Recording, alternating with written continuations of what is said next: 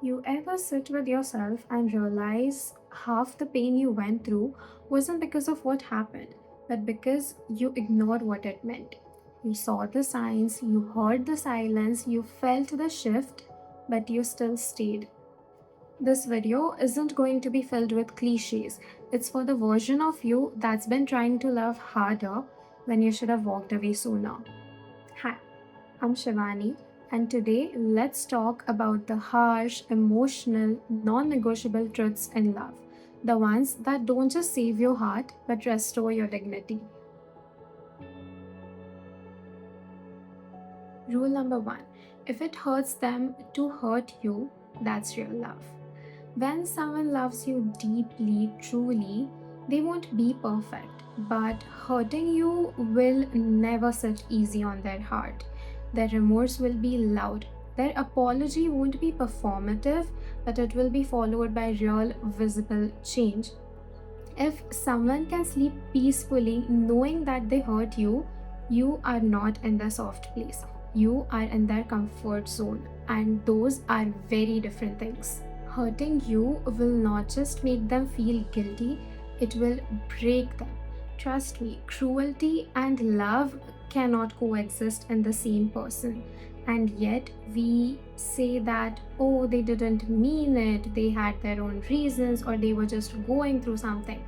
But when you love someone deeply, their pain becomes your pain. You cannot walk away after hurting someone who you truly, truly love.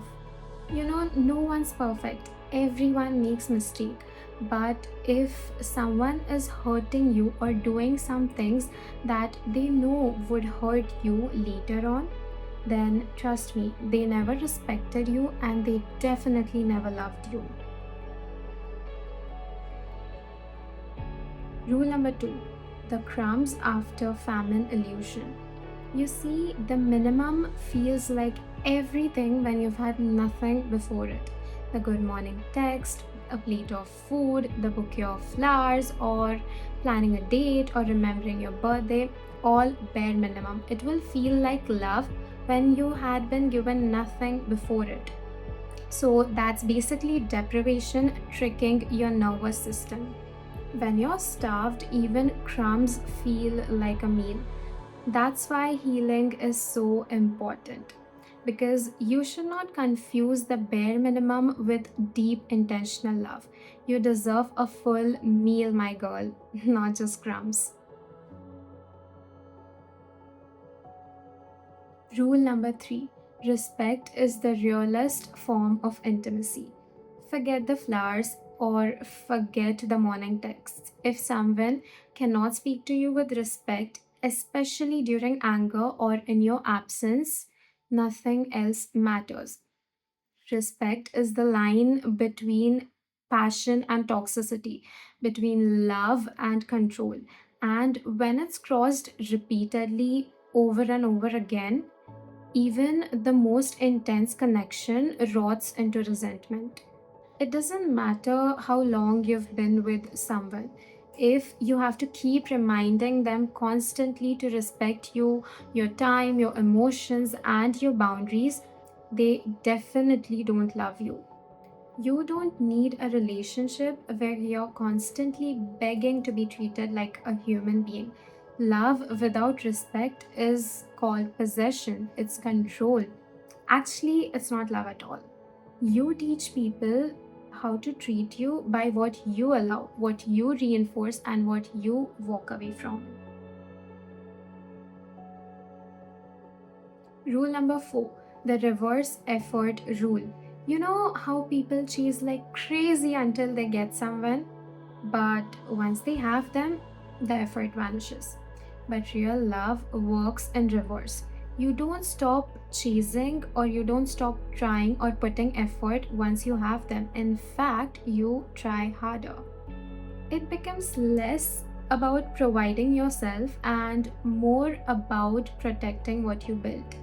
The flowers should come even after the title. The reassurance should stay even after the comfort. You are not a destination someone arrives at and parks their car. Real love deepens, it continues, it adjusts, and it asks, how can I show up for you better? If someone stops trying after the chase is over, they were never in it for the journey. They were in it for the thrill of getting you. You are not a prize. You are a person and you deserve lasting effort. Rule number 5: high standards are not unrealistic. People love to say you're too picky or you expect too much, but high standards are just boundaries that have seen hell and refuse to go back. You are not building a wall to keep out love. You are just holding a mirror to see who actually fits the life you're trying to live. High standards protect you from low quality experiences. Having high standards does not make you demanding, it makes you aware of what drains you, what confuses you, and what doesn't feel like love. People will tell you you are asking for too much when they're simply not capable of giving enough. You are not asking for too much. You are just asking the wrong person, honey.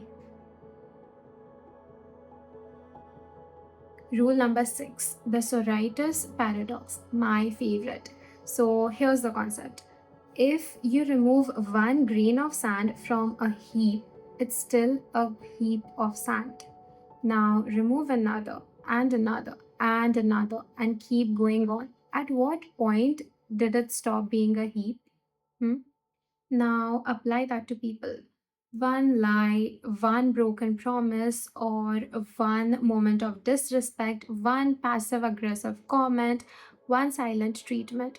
On its own, it doesn't seem like much, but it builds. And until one day you just wake up and realize this person is not the one they said they were.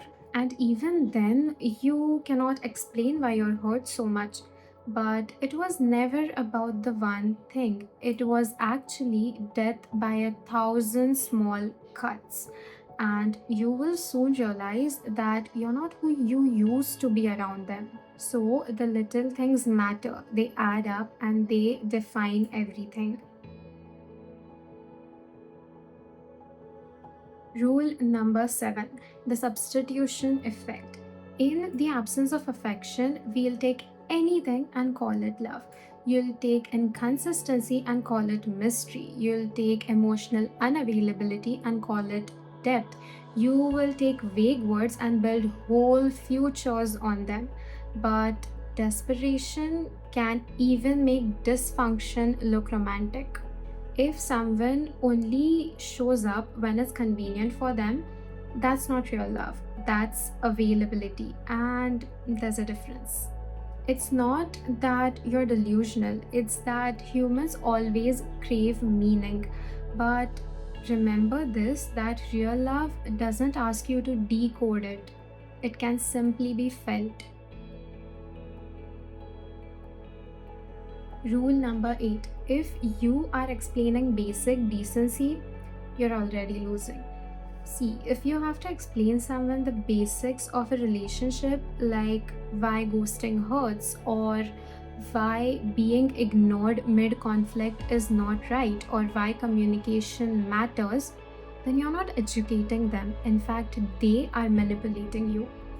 The moment you start pleading for basics, you are not being loved, you are just being tolerated. And you will always shrink in places that don't know how to hold you. Rule number 9: love isn't a behavior. People can say I love you and then disappear when you're hurting. They'll say I care and then lie to your face. But love isn't a feeling someone claims, it's a pattern that someone builds. Don't believe words, believe reactions. When you're in pain, do they reach or retreat? Do they ask or assume? That is where real love lives, in the action after the storm, not just in the promises made in the sunshine. Rule number 10: you don't need closure when you have clarity. Sometimes they will not apologize. Sometimes they'll never admit what they did, and you will have to heal without hearing, I'm sorry. Closure isn't always given, it's created. You will close the door when you realize that the truth was loud enough the whole time. You just didn't want to hear it. So, here's the truth.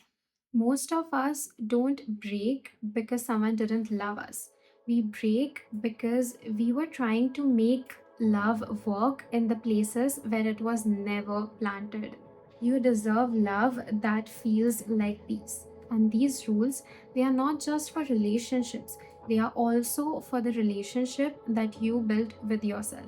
So honor them, because the moment you do, you will stop begging for the bare minimum and you will start attracting the people who see your heart as a privilege, not as a burden. So, from this point on, let love feel safe. Let standards stay high.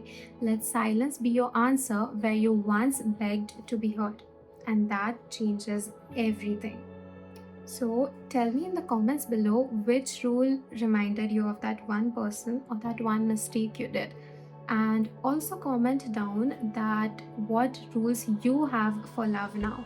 And like this video, share it with your friends and people who you think might need it.